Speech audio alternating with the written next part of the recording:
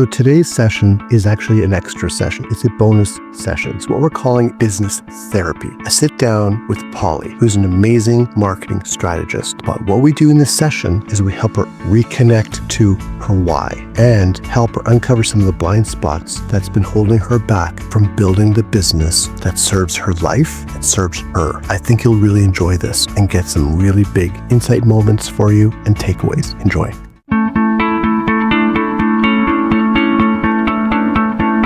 Hi, I'm Marshall Stern, and I've spent over 35 years leading and growing multiple small businesses. I know firsthand the struggles of entrepreneurship, feeling isolated, lonely, overwhelmed, and feeling like you have to do it all by yourself.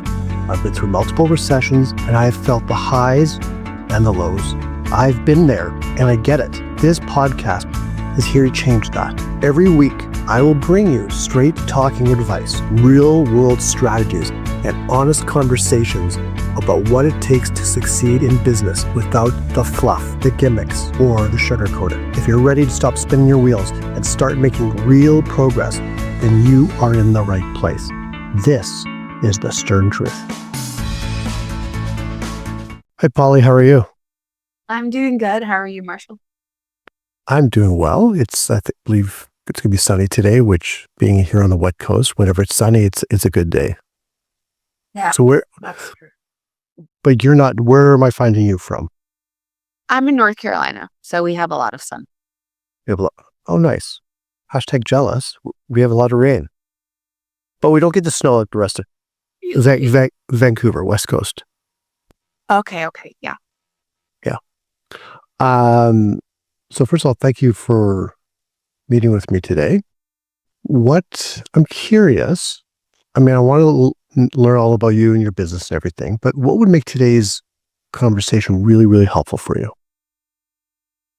I think it would be really helpful to get really good clarity on when is a good time to transition from doing everything in your business to really stepping up and being that business owner and kind of leading a team and hiring on a team. Okay, I like that. Maybe just for context, maybe can you tell me a little bit about your business? How long have you been in business? What you do? Yeah, so I've been in business since it was end of 2020. And I started as an ads agency. So I was running ads for businesses, doing copywriting and funnel work.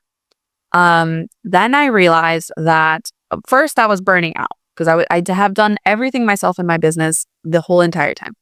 I've never outsourced anything. And I was starting to burn out of running multiple accounts, doing all of the copywriting, doing a lot of funnel work. And I decided the number one piece in what I do is messaging. If your messaging is not correct, it doesn't matter. You could run all the ads in the world and they're not going to hit properly.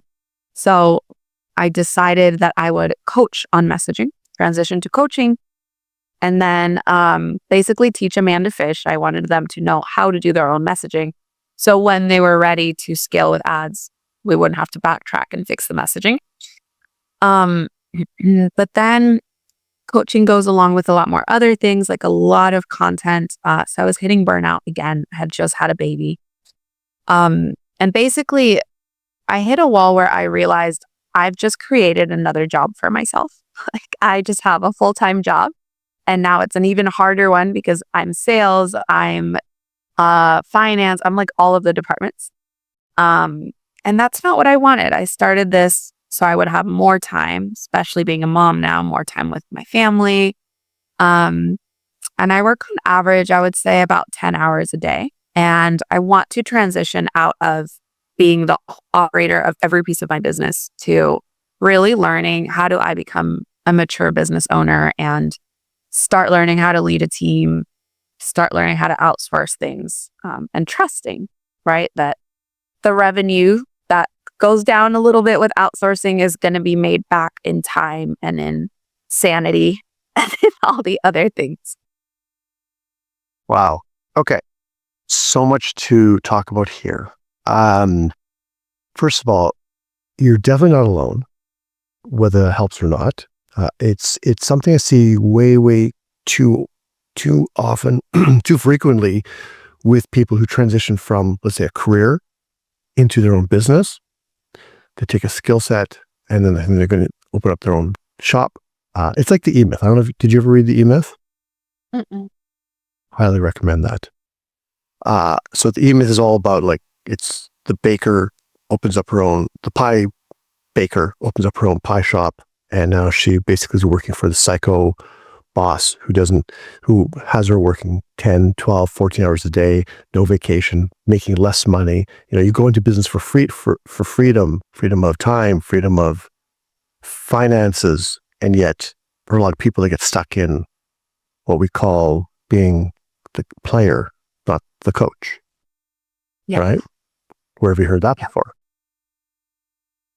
So, but the one thing is, you have the awareness, which is, I guess you would say, the first step, if there was a step. You do have that awareness that you want to be the coach. You want to be the leader. What did you say? You want to be mature. How'd you put it? Mature business owner. Mature business owner. What's that look like? What does that look like for you? So for me, that would be letting go of the reins a little bit. In my 20s, I was completely different mindset. I didn't have kids. I was like, no, I want to do it all myself. I can do it the best. I want to learn how to do everything. So eventually I can teach people. But I had a lot of I thought it was all really fun, which it is. I didn't want someone else to do it. Now that has shifted. I really rather be hanging out with my family or making dinner with them or going on a walk with my daughter or going to the gym and exercising. I really value my time way more than I did when I was 20 something. I have learned that it is the only resource that isn't renewable at all. So I guess just that shift in different values, learning that time is really the number one thing that I want to safeguard, not my SOPs and my processes and even the fun designing stuff. I'm okay with outsourcing. I want to lead a team. And I think that in itself is a step in maturity. And then I just need to go the rest of the way where I actually do it. Right? I actually hire the team and learn how to lead them in the best way that I can. Okay. I like that.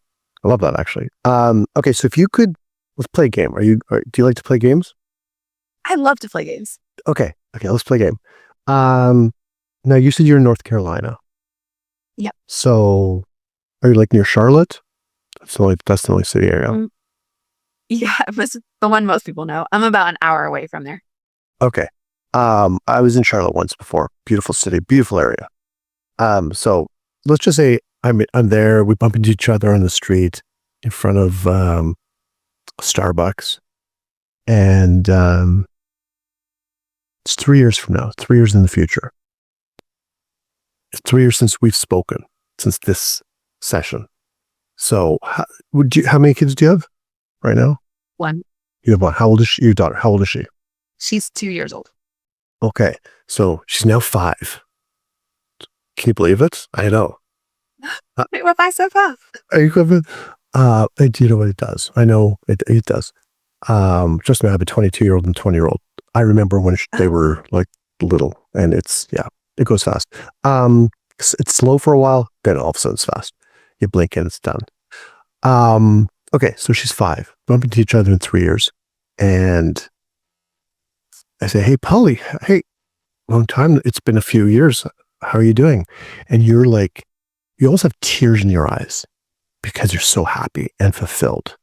And you say, "Hey, Marshall, it's great seeing you. Yeah, it's been 3 years since we last chatted. Hey, there's a Starbucks. Let's grab a coffee because I want to talk to you and I want to tell you how amazing everything is. Your daughter's 5. What's going on in your business? What are you telling me?"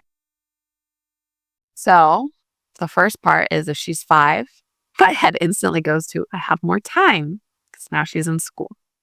I would say that I have a team. I have a right hand that really is 100% bought into the vision. She sees the same vision I do. She's helping do the pieces that are essential to the vision. I'm super creative, but I'm not that great at okay, but we actually have to do the boring parts to get to the vision. So she's that side where she's like, okay, yes, I love the idea. Let's chunk it down. She helps me really stay on track. And then we have a team of really dedicated people. They love the vision of the company. They love their role. They love working for us because we're all like a really close family unit. Customer care is amazing. We have recurring revenue. Everything's like systematic to how we get more clients, how we get them the best success, how they feel the most supported. We're able to go on vacations. My business can run without me in it. That is what I would say. So what do you do? What do you do? Remember, we're in present day, or sorry, future day. So what are you doing with your time? Like during the day, average day, what are you doing? We have a team meeting where we kind of figure out what is the direction for the week, what is the goal, and what are we doing to get there. Everyone brings any challenges or any accounts that they're kind of stuck in or that could use some extra help. And yeah, I help kind of guide and move things along. If anything needs extra attention, I'll take a look at it and sit with the account manager. And then from there, I'm kind of leading the future of the company. So we have a calendar that's booked out a year in advance. So we know what marketing events we're going to do, what in-person events we're going to do for clients. I've started the coaching back up. So figuring out that side of the content as well. So basically just managing the higher level vision and not like I was 3 years ago doing all of the pieces of making everything run. So you are the coach, like in more ways than you are the coach. You're not the player. You're coach, not the player. So back to present day, because the next step is to figuring out, obviously, we're not going to do it all today in this session, but figuring out how to get from being the player wearing all the hats to that coach, that leader. Because that's what the coach is. The coach is the leader, right? They're the leader. They're the mature, as you call it, mature business owner. But you used another word talking about your future business, and you used the word company. We have this company. And I think it's a really important word for a lot of people to hear, because we talk about owning a business. There are, I don't even know what the numbers are in the US, how many people own businesses. And there's nothing wrong with it, but if I make candles as a hobby and sell them at craft shows, and I'm working like 6 hours a week, I have a business. But is that a company? So when you talk about company, what landed for me, it's a company, an organization is something bigger. Yeah. A company means you have people. Now, it doesn't have to be necessarily employees. It could be all subs that you work with, people on your team. That's a company. That's probably more the mature business owner, or as a company and not just a business, right? Yes. And it's funny, it actually, like, when we were talking in the future, I felt my shoulders go back and I'm like talking as that person. And then you're like, we're going back to the present. Okay. Or back to being the player. So it definitely feels very different. Yeah. So I want you to keep that feeling. And I'm glad you caught that. And because I want to talk about the present. I want to talk about the now. Okay. The shoulders forward, slump down a bit. What's the feeling you have? I think it's heaviness. It's heavy shouldering everything. And then I stopped working yesterday around 8 p.m. and I walked back to my house and the baby's crying. My husband's making dinner. He's frustrated. The dogs are barking. Like, it all just feels so heavy. And I know it's a season. But I think that's the shoulder slump, is that I don't really want to do it anymore. I want to transition out of it. And it's just a heavy feeling. Okay. Here's a question for you. So how do you get through the days? Because I know it's like I said, in episode 1 of our podcast of The Stern Truth, I talk about how it's hard, right? Being a business owner is hard. Like, it is. But it can also be really rewarding. how do you, 10-hour days and you have a little girl and you have your husband and did you say you have a dog? Two. Did I? Two. So you have a lot going on. And then there's you, which we always, a little bit backseat. I know you did mention about going to the gym or whatever. So hopefully you do take time. I don't know when, I don't know how. Do you take time for yourself somehow, somewhere? I try to. Okay. Okay. That's good. But how do you get through the days? I lately have been doing this a lot. I try to find things that I am excited about. And I'll tell myself, okay, if you do this boring, QuickBooks, getting everything sorted, or check all the ad accounts and put everything into the document. Then you get to work on your website for an hour or two, because that's the fun part. So I try to give myself little rewards throughout the day. Okay. Okay. That's good. Okay. Why did you start your business?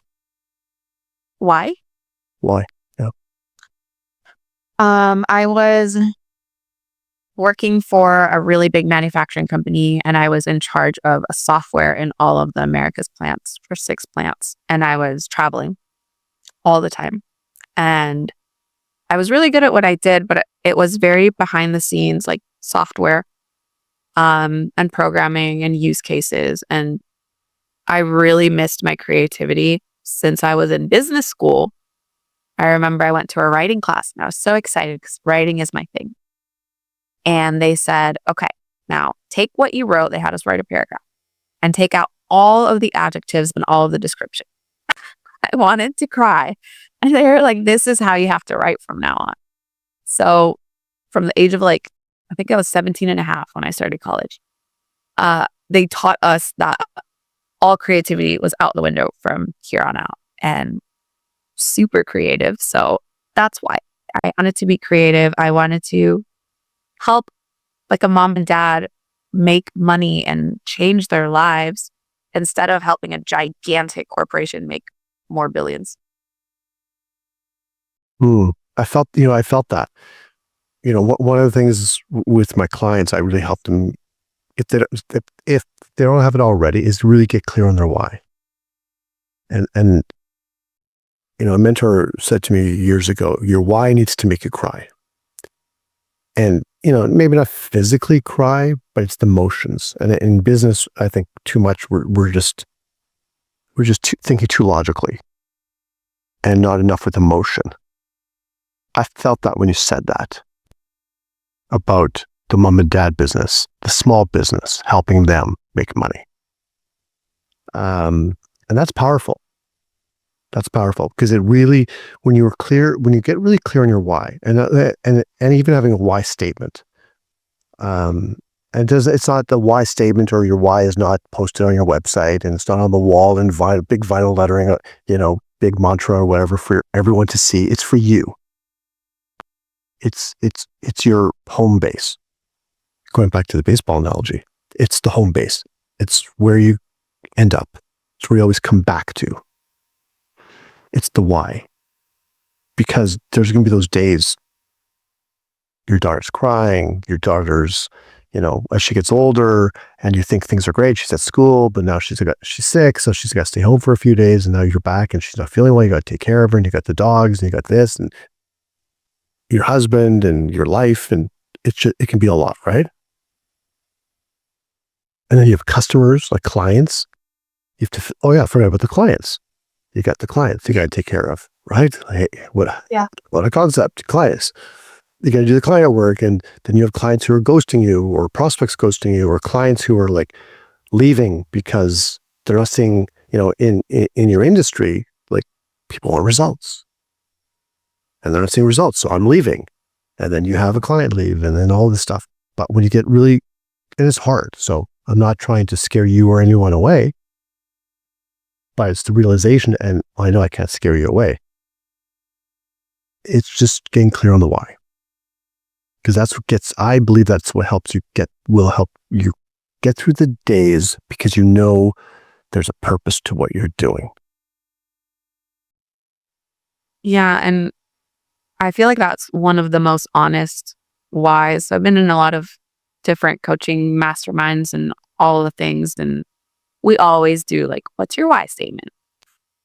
And I honestly, I feel a little guilty because I feel like it should have something to do with my daughter. And it does, of course, it's to get my family, have more time with them and have opportunities for her and all those things. But you asked me, why did I start my business? I didn't have kids.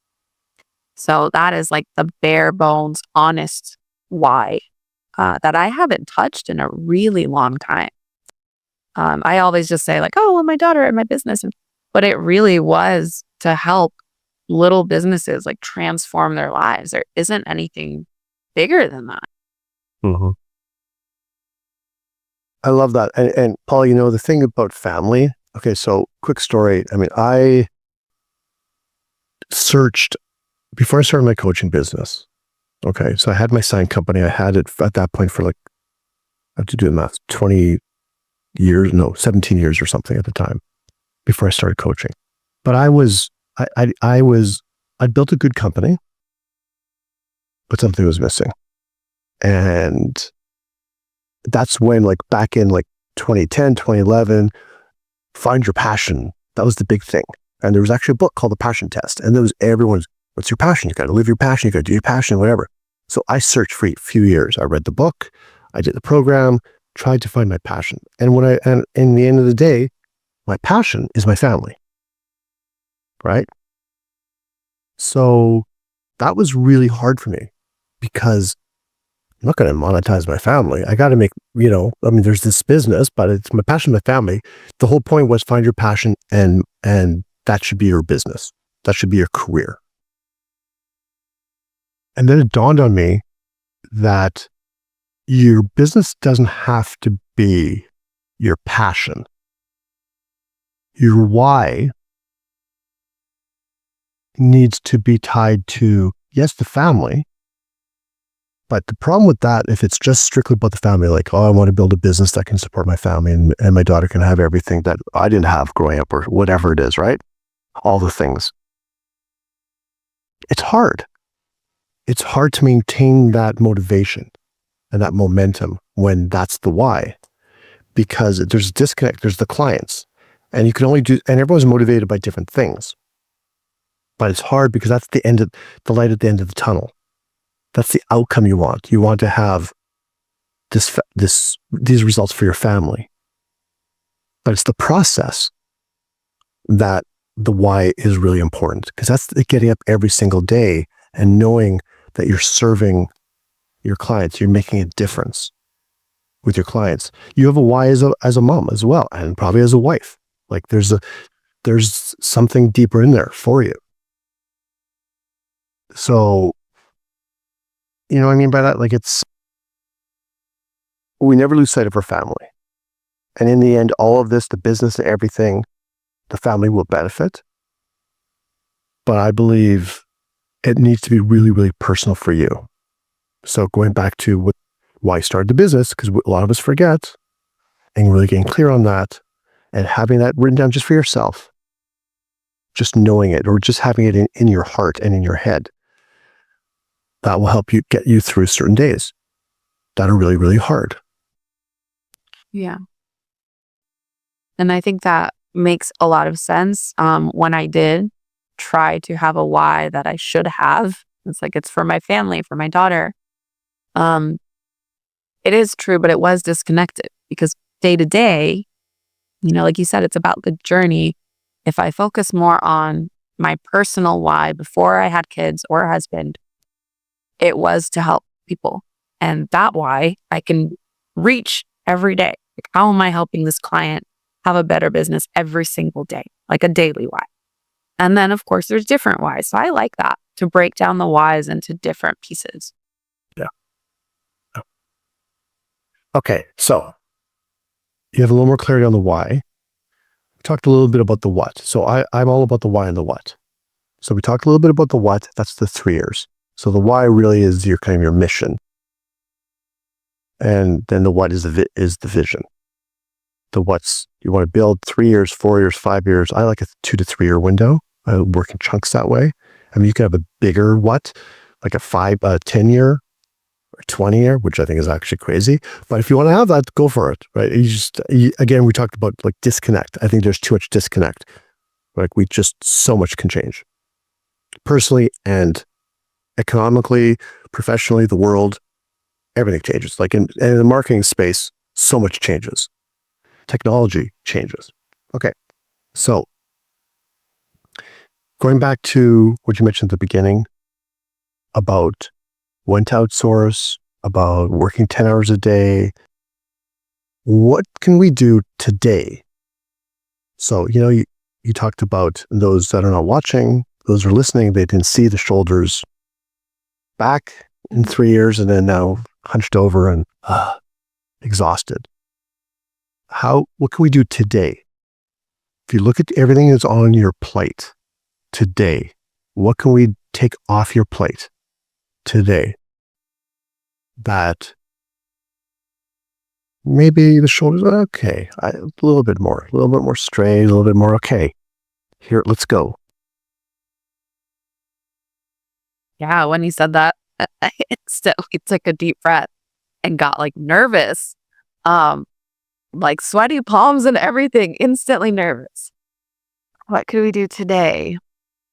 I really do not know. Maybe automation. I can automate more of it, but that would be me making the automations. Right. So automation would give you back a little bit more time. Yeah. Okay. I'm curious. I didn't ask you. Do you have a pad of paper there by any chance? Yeah. Okay. We're going to do a real live exercise here. Okay. So on the pad of paper, I want you to draw a vertical line down the center of the paper. So divide it into half. On the left side, I want you to write energizes, and the right side drains. Now you can do this, for the sake of time, you can finish this afterwards and work on it because it's ongoing. But this is called the energy audit or the business energy reset. Okay? We're going to get you back some more time and some more energy and more getting back into that passion for the business so you're not drained all the time. And now I want you to know this. So this is really, really important. This is a process. This is something we're going to work on, and it's going to take time. But there's going to be some things you can do starting today that's like, oh my God, I could do that. Okay. But again, it's the process. This is how you build. Sorry? Oh, it's clearing my throat. This is how you build a company. This is how you become, as you call it, the mature business owner and the coach, not the player. Okay. So everything you do on a daily basis, Pauly, everything. You work from home, right? Your office is at home? Yeah. Everything you do on a daily basis, home, business, doesn't matter, all of it. I want you to put it on one side or the other. This could get uncomfortable, so you don't have to read it out, all of it or whatever, and you can work on this and we can work on it in the future, but does it energize you or drain you?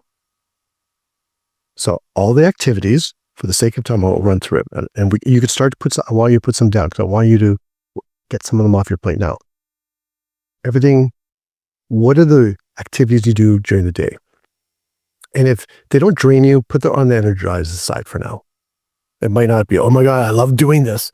But if it doesn't drain you, if it's like, yeah, it's fine. Just put it on the energized side. But it's the ones that drains you, put it on that drain side. First, we're going to do activities. So it could be anything, business related, scrolling social media. Like personally, scrolling social media might drain people, right? Because it drains them because they see all this, whatever it is, watching the news, doing laundry. Just be real. This is just you and me. Just everything that drains you. Activities. doing your own books, like the financial side of it. I don't know. And if things pop up, same thing we're going to go on the energizes side. And this is an exercise I want you to work on after our session as well. Continue to work on it. But just maybe right now, the drains, as much as you can come up with them. And especially the business related ones. Mm-hmm. Are there some that are coming up for you right now? The drains? Yeah, I have. Okay. Right. Okay. Do you want to mention some of them? Yeah. So the draining is breakfast with the TV on, scrolling social media, which for me is networking, just like going through and connecting with people. These are drained. This is what drains you. These are drain. Good. Okay. Continue. QuickBooks, funnel work, automations, email marketing is a big one. I avoid it. A lot of these I avoid, even though they don't take that long because they're so draining. And then energizing is playing with Georgia, being outside, doing laundry. I actually love doing laundry. Yeah. And anything like design, like designing my own website is fun. Okay, so the funnels, the email marketing, you're talking about like for clients, is like you're doing it for yourself and for clients. That kind of drains you? Yeah, but that's drains you. Okay. All right. So the next step in this exercise, okay, and we're going to focus on the first one now, but I want you can do this afterwards. The next step in the exercise is people that energizes you or drains you. Okay. So you can make a note, you can work on that one after. Okay. And it might not necessarily be just like people by names, but it could be like characteristics of people. And this is really important for future clients and also building your company. So things like arrogant people drain me. Negative people drain me. That kind of stuff, right? Yeah. Okay. And your environment, parts of your environment, does it energize you or drain you?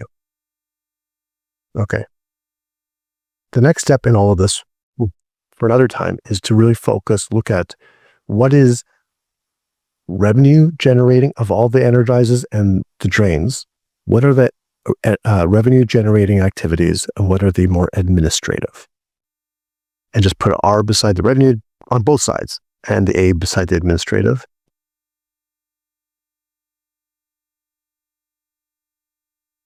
And the final step in all of this, well, it's not the final step, but the final step in setting it up is what's your strength? What's your weakness? So you're basically going to have all the stuff on the energizer side, all the stuff on the drain side, and then beside each one, there's going to be a R for revenue generating or administrative, A, and then W for weakness or S for strength. Now, in a perfect world, you get nothing on the drains. It's all gone. And then everything on your energizer side is revenue generating and in your strength zone. That's utopia. Yeah, that's the dream world. That's the dream world. That's not going to happen. Okay, let's be honest. This is the stern truth. It's not going to happen. What is going to happen is it's a process of working towards that, and that's not, but like that's perfection. That's the ultimate goal, is to get as close to that as you can, and we want to remove, because we have to be realistic. There's things in our business that we do. Some might be more administrative. But we want to stay, here's the whole point of it all. You want to limit activities that drain you. So if they drain you, these are the ones we have to get off your list right away. Or figure out a plan to get them off your list. Like if it's help, bring someone else on. The ones that drain you, that are you're not even in your strength zone, and that are what? Administrative. Yeah. You want to be focusing on revenue generating that you're good at, that energizes you. Okay. That's where our focus really, as much as we can, needs to be. And there's other things we can do as well. But that is where we don't. I forgot to mention one thing about the drains, about the people. This includes, and a big time includes, clients. Okay, so if you have clients that drain you, we need to look at that. And is there a way to work with them so they don't drain you as much? Or are there some clients that we need to cut ties with because they just constantly drain you of your life? And some people have that. And as you build your team, your company, it might be the same thing with employees or subcontractors. You do not want drains. So when you... Can I ask a question? Yes, please. No, you go ask. So part of, I think, my issue with deciding if I should outsource is a lot of my drains, I am good at them. I just don't like more. But that could also be because everything's on my to-do list. So maybe if we get rid of some of the things, I'll like doing the things that I used to like doing. Okay, well, that's the first. Okay, so you just said something really, really important. You used to like doing them. Here's the thing. When we're overwhelmed, when we have so much on our plate, almost everything becomes a drain. Mm-hmm. Because it's like just another to do. So we want to stop living in the land of to-dos and start living in the land of to-bes. So who do we need to be in order to achieve this? Who do we need to be to build this company? So rather than think about all the to-dos, well, we have to think about the to-dos because we have to clean up that to-dos. So but who do we need to be? Well, okay, we're being the mature coach, mature business owner, the mature leader. What do they do? And what do they not do? They rely on other people's strengths and they motivate their team, and they get people really excited about their vision.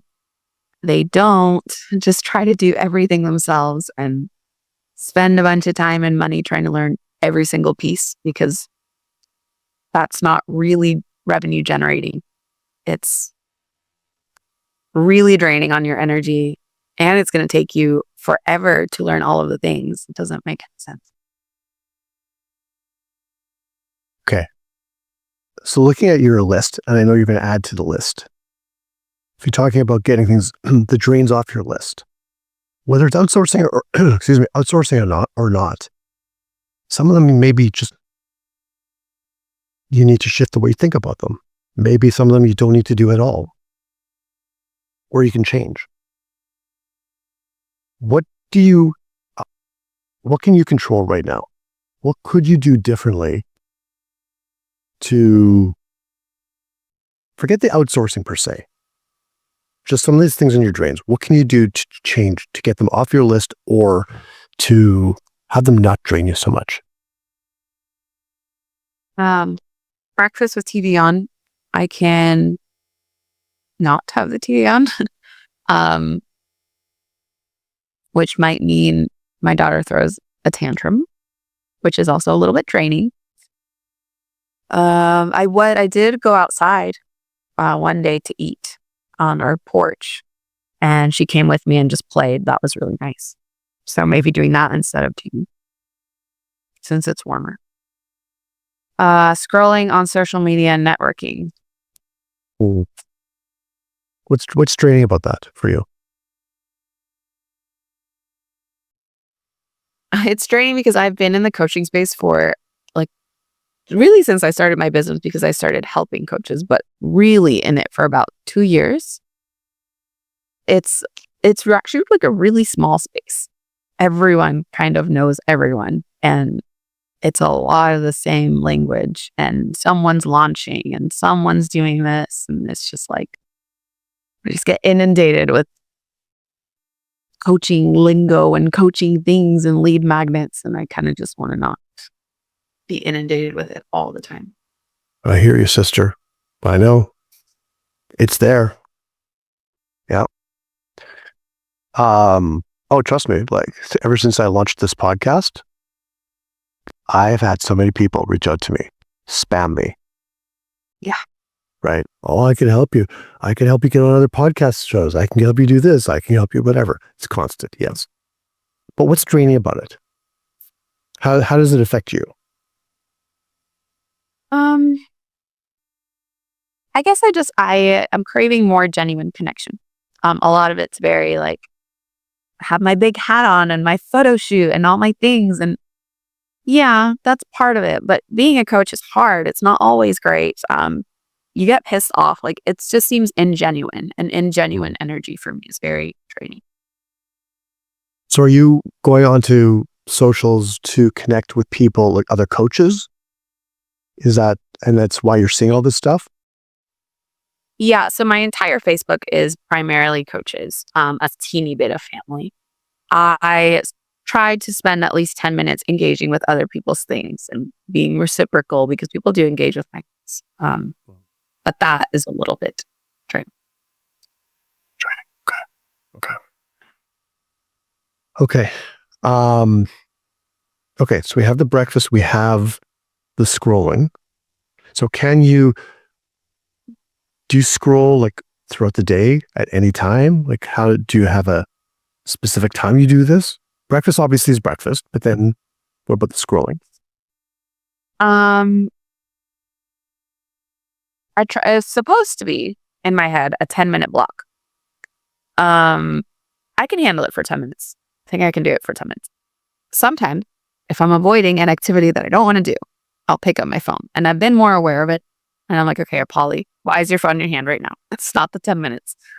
But yeah, maybe that's part of it. And then sometimes when I'm like relaxing at home, I pick up my phone, but all of my social media is all coaches.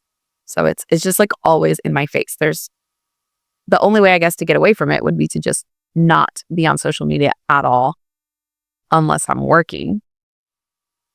I've had social media since I was 11. That's when it started. So Right. it's a little bit difficult for me to be like disconnecting that from relaxing. Okay. What's draining about all the coaching lingo and all that kind of stuff?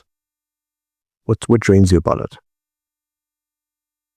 I guess just the fact that it doesn't feel very genuine, and it's the same thing over and over. It's like if you have that friend and she just tells the same story like every single time. It's just like eventually you've heard the story. We don't need to hear it again. It's draining. It's just too much of the same thing. So I like that you use the word time blocking, which is really, really good. So if you block, let's say the 10 minutes, but maybe at a certain time of day that, like I guess the important part is after you've scrolled for 10 minutes or 15 minutes or 20 minutes, you say you are feeling drained from it. Like it affects you, right? Does it affect your mindset a little bit? After 20 minutes, probably 10 is okay. Okay. Because the whole point of all of the activities we do, we want to be intentional and we want to keep the energy throughout the day as long as we can. So maybe picking the time, a different time of day to do it, right? I mean, it's all about getting definitely the most important activities, projects done in the morning, right? Before you get drained. Like you want to do the energizing stuff first. Yeah.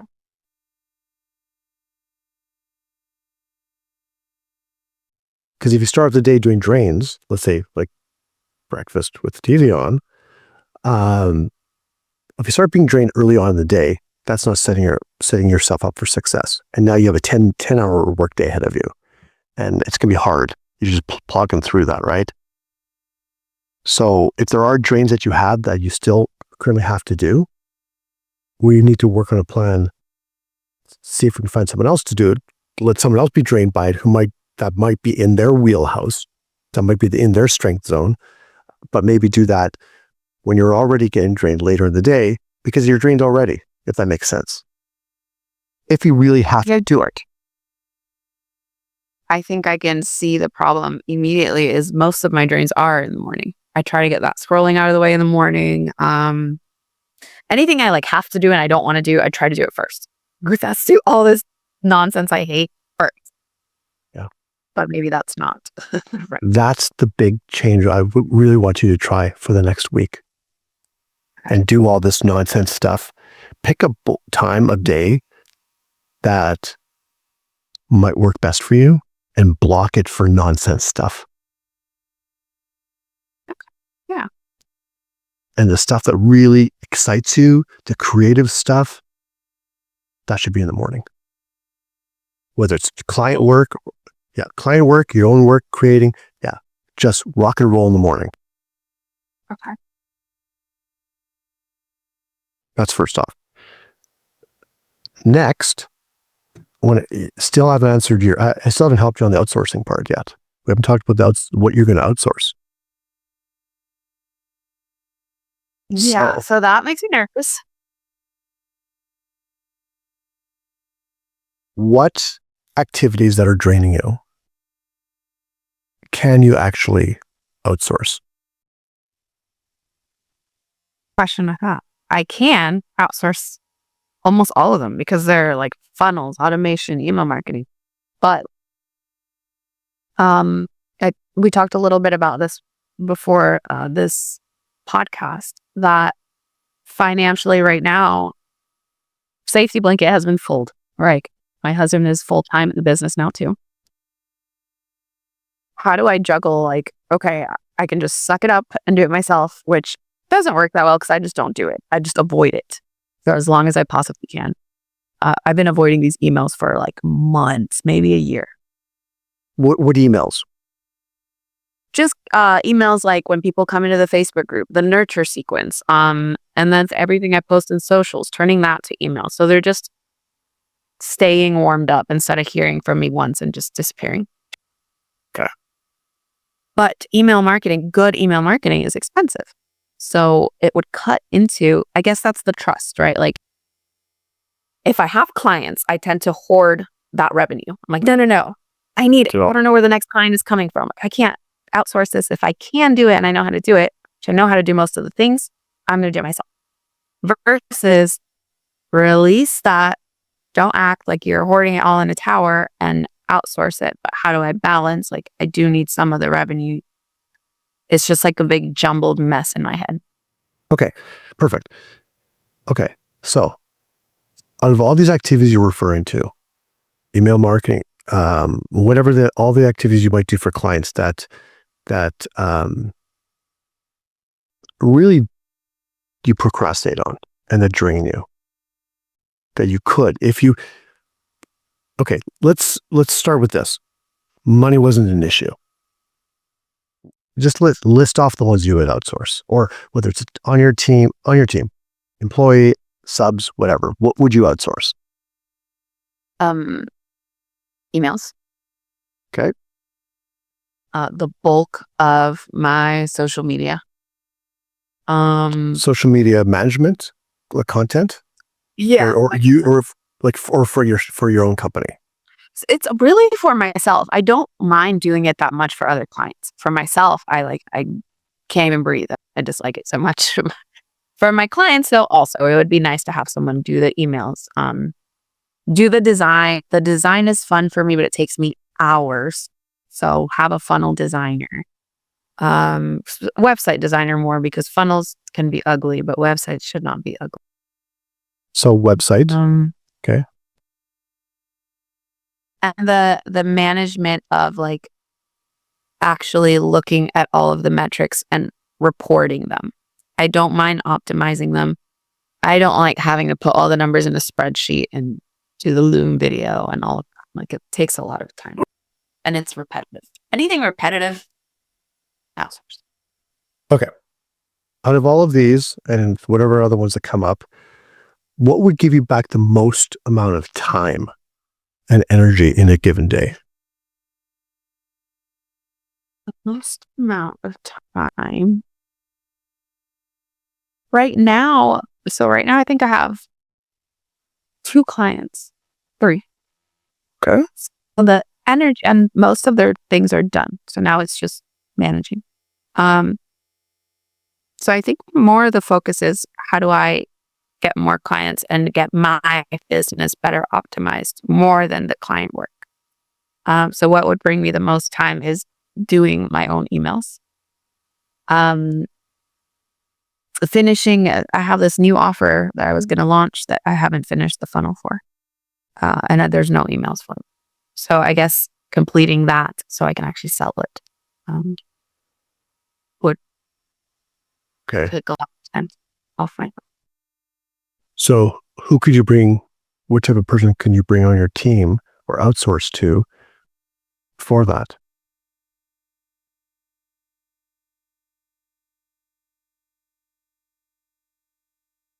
Probably an email marketer, someone that's good at automations and high level.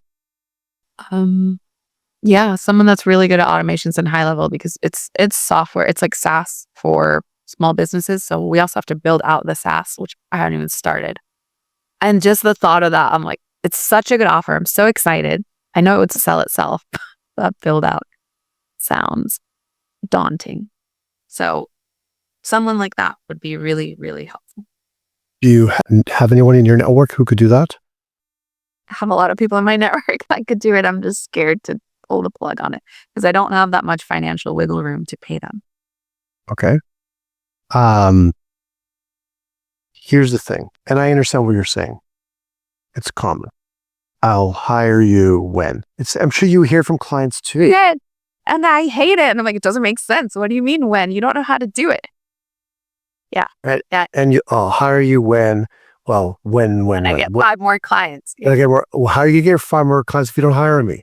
That's the whole thing, right? It's okay. Imagine you weren't doing the email marketing. Imagine you were outsourcing the email aspect.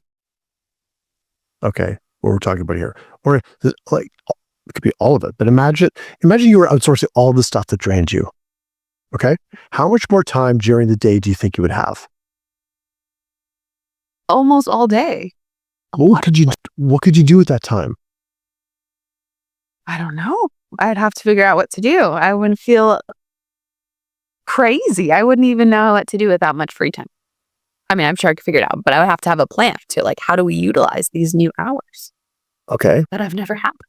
You're now the coach. You're the mature business owner, right? You're the company leader. Where are the revenue generating activities you can do? As a coach?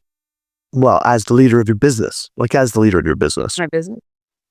As the leader of my business, I can really set up a plan to sell this SaaS.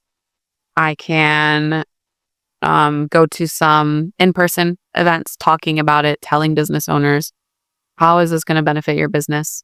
And then getting some calls from there. I can do this really cool ad testing method I just learned, Chanel actually, to test ads and do it quickly and get the very best, all of the pieces for the messaging for the SaaS software. So a lot of things actually, a lot of things that I don't even have the bandwidth to thinking about right now. So I want you to close your eyes for a moment and imagine you're not doing the social media for yourself or the email. You're not doing the stuff. Okay. And what the stuff are is something for you to figure out. And I want you to take one of them off your plate. I want you to commit to one today, which might be scary, but imagine you're not doing that one. The one that's going to give you back the most amount of time. Imagine you have that time.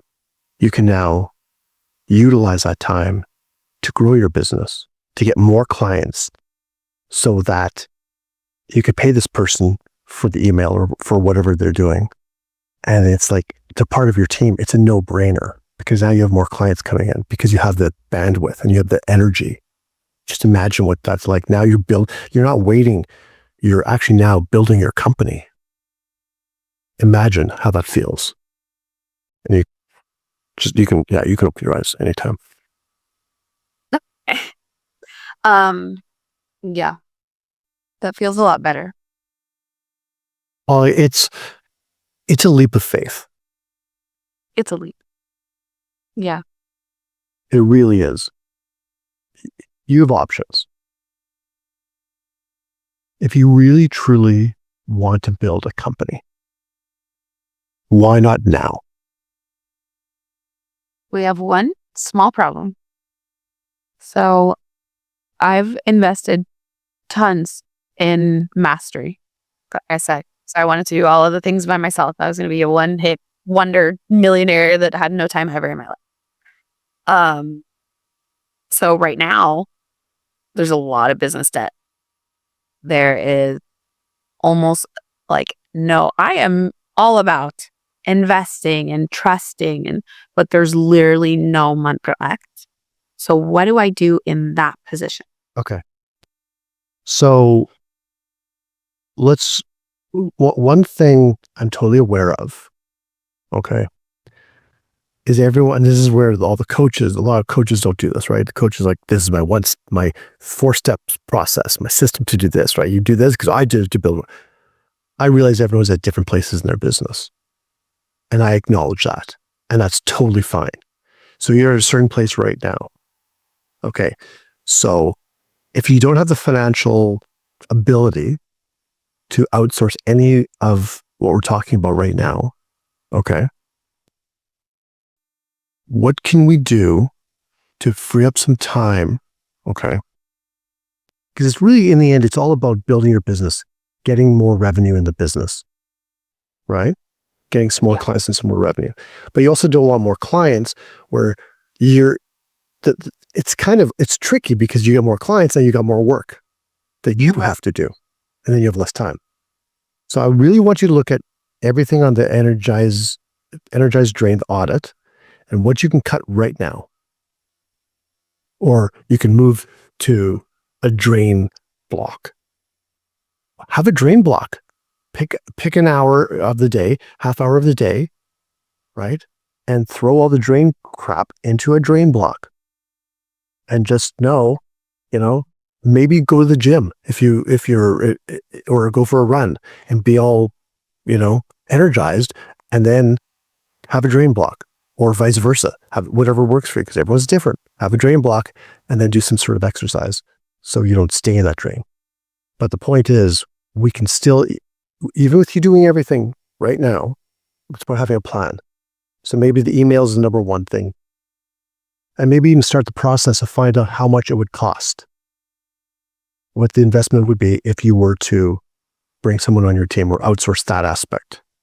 Okay. So you know the numbers, because we need to know the numbers. Okay. So if it's going to cost you, let's say, I'm just throwing out numbers of $1,000 a month to outsource all these clients, the email for all these clients, or whatever it is. Now I need to be able to bring in clients to be able to cover that and then some. Okay. But I need to have the time, I need to have the bandwidth, I need to have the energy to be able to do that. So let's bring in some more clients. Let's figure out what we can take off our plate, reduce our drains right now so that we can giddy up and go and have more energy to be able, and have that sort of goal. It's like, okay, I need one new client, I need 2 new clients at this price point, or total revenue. I need $4,000 a month, or $2,000 a month, or $5,000 a month, or $10,000, whatever it is. And then I can confidently, comfortably, maybe not fully comfortably, but I'll step into the, I'll be comfortable being uncomfortable, and I'll bring someone on my team. And that'll be the first step. Yeah, I like that. I haven't had a plan in place in a while, because I feel like I'll beat myself up if I fall short of the plan. Like I used to set goals, and then if I fell short, I was like emotional disaster. But I think we're past that, so I'm gonna have a plan. Yeah. Okay. So I've talked quite a bit. How are you feeling about all of this? A lot more clear. I was in this loop in my head of like, well, I know I need to outsource, but I can't outsource because I don't have money, and then I need clients, but that's more time, and like it was all looping. Now I feel like there's a path that makes sense to have a plan. You literally, I say this to clients all the time. You don't know what you're shooting for if you don't have a target. So it doesn't make any sense. You're just doing things and going nowhere. And that's what I feel like I've been doing. I'm just doing all the things and I'm not going anywhere. And month after month, it's kind of like the same thing. So I like the plan, moving forward and executing the plan.